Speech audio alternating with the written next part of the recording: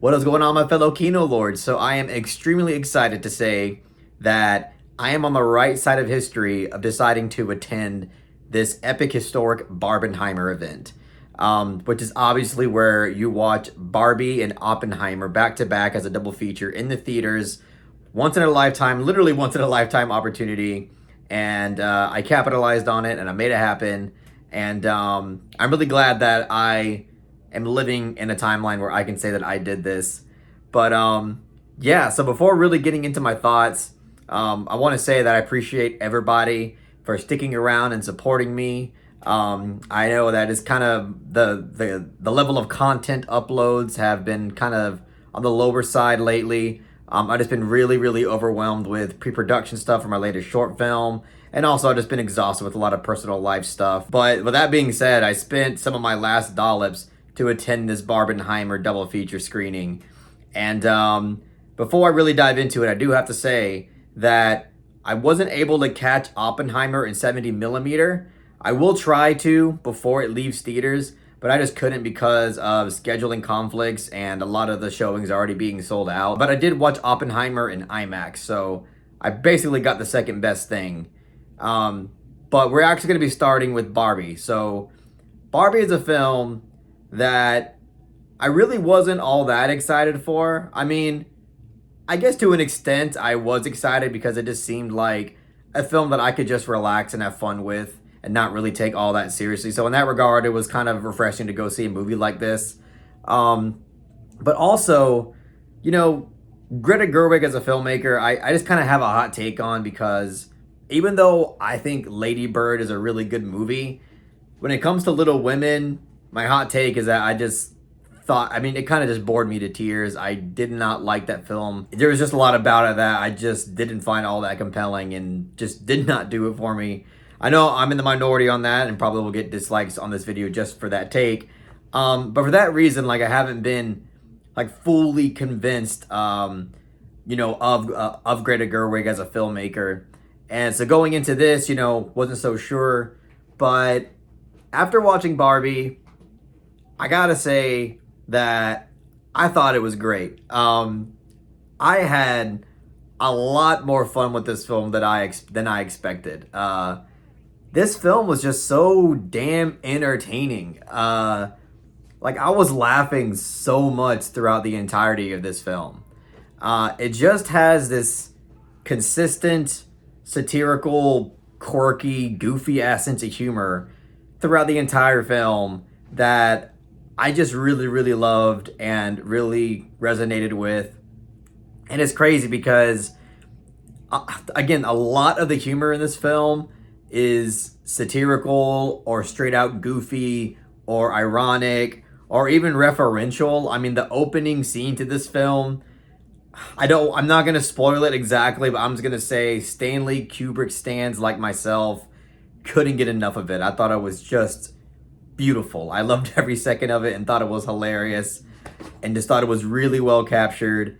I mean, there's also references to Monty Python in this film, especially like in the ending, specifically Monty Python and the Holy Grail. There's even like a Matchbox 20 / Rob Thomas moment that it was just fucking hilarious to me. But like oddly enough, this theater was packed with a lot of people that were really excited to see it. And I was laughing like throughout this entire film. The whole theater only laughed maybe like 5 or 6 times, like collectively speaking. And I was laughing like at all of the satirical and ironic and referential humor, like literally dying of laughter. And just like the theater just was quiet during those moments. But when it came to like the obvious punchline moments, they were all dead. And it was just kind of funny to me how that worked because I'm pretty sure all of them really liked it, but it's almost like I feel like people are gonna love this movie for different reasons. But anyway, yeah, I think what really works well in this movie and what really is going to make it stand out is the fact that it's very self-critical and it's very self-aware. Not only with its humor, but just with like the history of Barbie and what kind of like what the new generation tends to perceive Barbie as, which is obviously like consequential and problematic. There's some great scenes where the Zoomer type character just kind of just goes in on the kind of societal view that we currently have on something like Barbie, and it was stuff like that that really made me appreciate this film. I mean, this film overall is insanely woke, for the lack of a better word. Very liberal minded when it comes to the view of society in terms of the role that men and women have in society.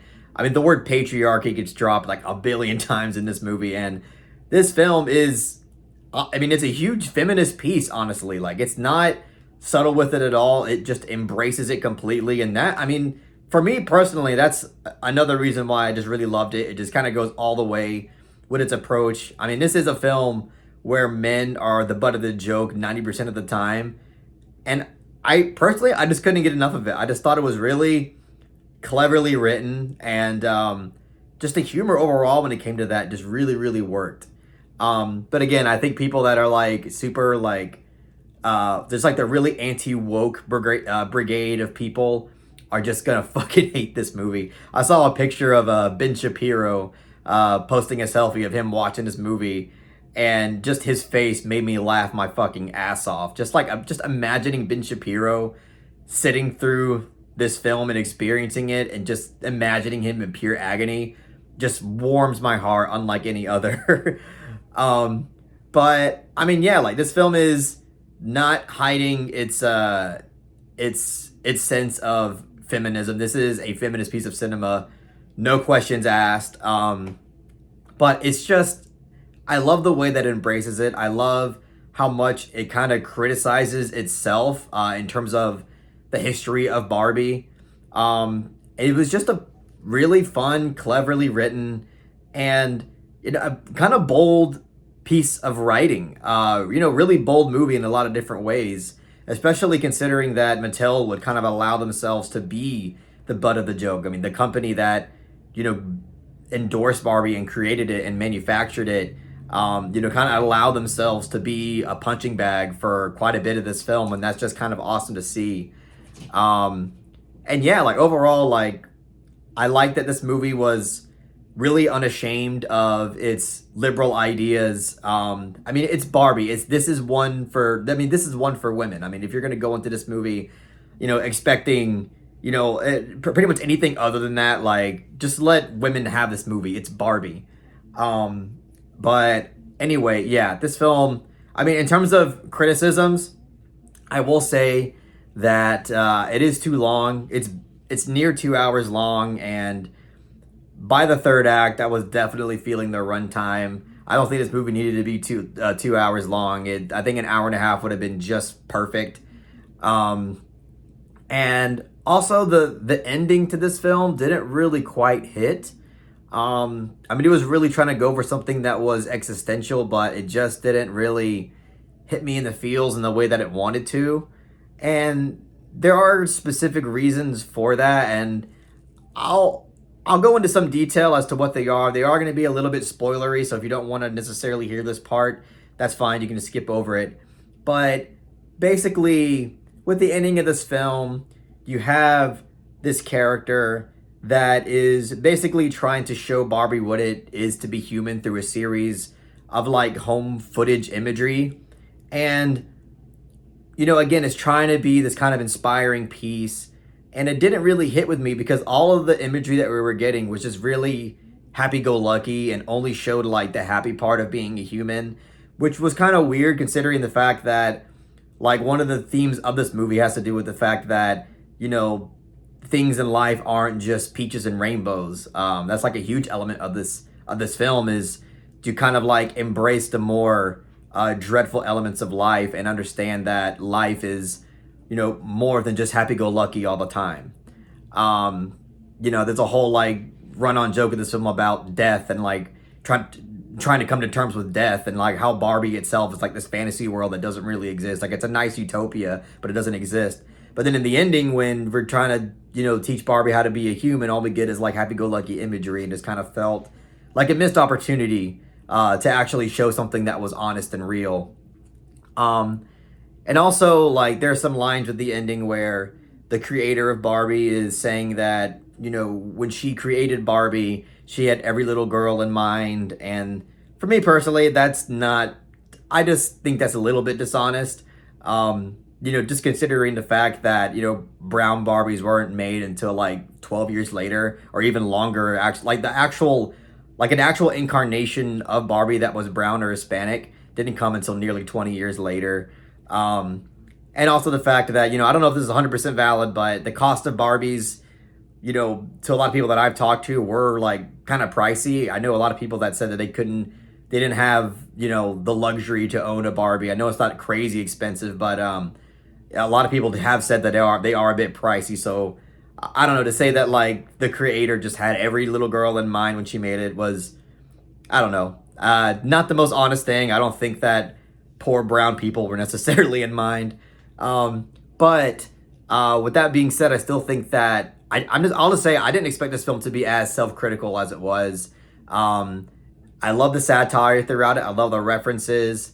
The performances are great. Ryan Gosling as Ken is fucking amazing. Margot Robbie did a great job playing Barbie.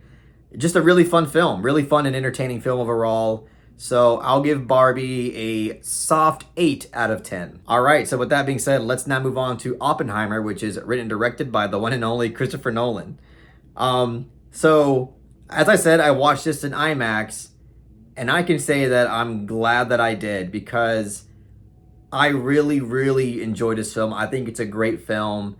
And I think experiencing not only the visuals in IMAX, but the sound, the intensity of the sound in this film, and experiencing it in the best way possible in IMAX just really does play a huge part in the immersive aspect of it, and really, I think will really elevate everybody's experience. So again, if you can, please watch this film in some sort of higher format, whether it's in 70 millimeter or IMAX.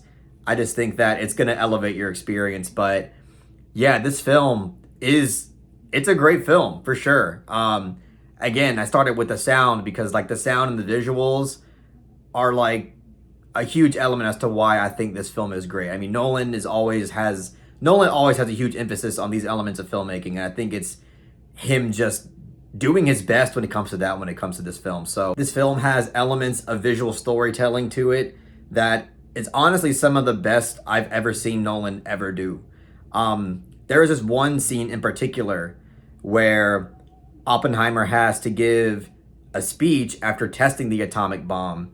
And the film kind of builds up to this scene with this audio soundbite of people stomping on bleachers.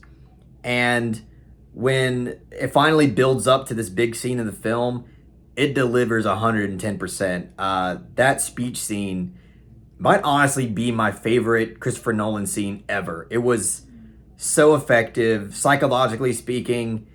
It was just really heartbreaking and devastating and just so immersive because of how Nolan utilizes his visuals, utilizes the sound, the editing, like everything just comes together in this huge scene. And it is just so fucking amazing. That is such an amazing scene in the film. I mean, obviously the testing of the atomic bomb scene is fantastic as well. Like the suspense building and just all the little details that are poured into before it builds up to that big scene is just incredible. And obviously the explosion itself is just like, again, through the sound, through the visuals, the vision itself is just, it really is what enhances the experience of it. And so yeah, I mean, when it comes to Nolan's, again, I'm always scared going into a Nolan film because in a lot of ways his writing can bother me because it's just really on the nose, really expositional. In some ways kind of treats his audience like we're dumb, even though he usually has these really high concept ideas. In some ways, he really doesn't trust his audience when it comes to certain things, and that can kind of bug me when watching his films. Here, he does run into that, he kind of runs into those Nolanisms here and there. But overall, I think the writing is pretty damn solid. Like, I think this is a pretty damn solid script. Again, when it comes to the ending, I almost have a love-hate thing with it because it's one of those things where you could have just kept that to yourself. You didn't have to give the audience that. but in a way, I feel oddly satisfied that he gave us that. So I don't know. Personally, it's not a decision I would do. I definitely wouldn't give that to my audience, but this film does have writing moments like that in it where you're like, Nolan's doing his thing again, where he's kind of making sure the audience understands and gets every little piece of the cookie here. But overall, I do think that the writing is very, very solid. Might be one of the cleanest Nolan scripts, honestly. Um, so yeah, but in that regards, I think it's fantastic. Cillian Murphy gives an amazing performance in this film. I think he's going to get nominated. Robert Downey Jr. amazing in this film. Really, really loved his character and what progresses into his character in terms of how the film reveals certain things about his character by the end of it. I think it's really compelling, both in terms of character and in terms of narrative. I just think it really, really works. And I mean, really, when it comes to writing and characters, the biggest problem I have with it, unfortunately, is Florence Pugh. She wasn't bad in the movie. It's not her fault, but just the writing of her character and the sexuality that she was kind of forced to embody in this film, it just didn't work for me. It just felt really unnecessary, and I mean, this is one of the first times Nolan has ever like directed a genuine sex scene, and it's kind of apparent when you're watching it. The first like abrasive sex scene that we get in the film, it just feels really unnatural. It just feels very like artificial and movie like, and it just didn't work. It was like an awkward moment. I mean, and Florence Pugh is naked a lot in this film, and it hardly really ever felt like it was necessary. And, that's a bit of a bummer. Obviously, I'm not going to be complaining a lot about seeing Florence Pugh naked. I mean, who would? But if I'm being honest, I mean, it just didn't feel like it was necessary. I feel like you could have, got your point across exactly, without having to show nudity in the way that he did.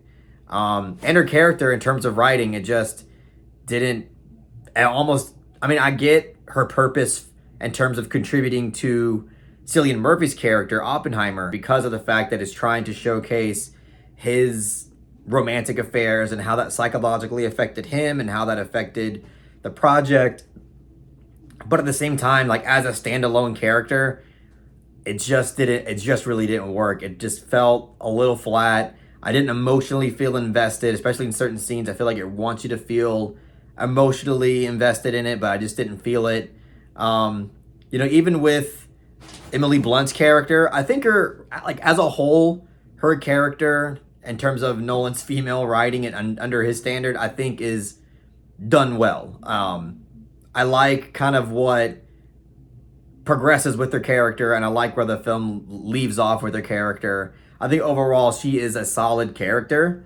But again, it kind of does run into making kind of writing women in this cliche way that isn't like the most creative.